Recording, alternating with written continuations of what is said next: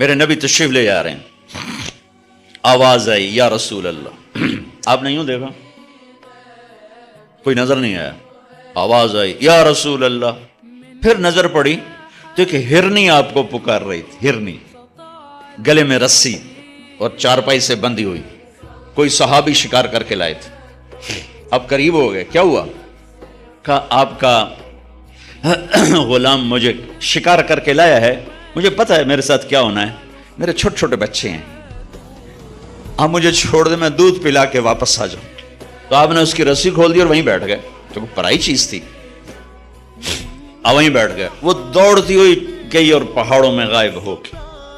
آپ بیٹھے رہے بیٹھے رہے بیٹھے رہے، یہاں تک آپ نے دیکھا وہ پہاڑ سے اترتی ہوئی آ رہی تھی اور آ کر یوں سر جھکا، یا رسول اللہ میں حاضر ہو گیا۔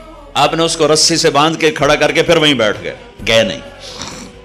دیر گزر گئی، وہ صحابی ہے جو شکار کر کے لائے تھے، وہ بڑے حیران ہو گئے کہ آپ میرے گھر، کہ یا رسول اللہ میرے ماں باپ قربان، اب کیسے؟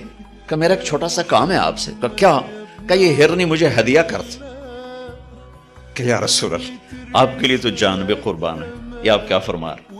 کہ نہیں بس مجھے ہرنی چاہیے۔ آپ لے لے۔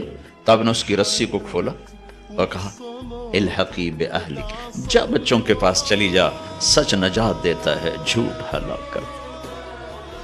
تو اس ہرنی نے نا آپ کو دیکھ کر یوں سر جھکا، آپ کے سامنے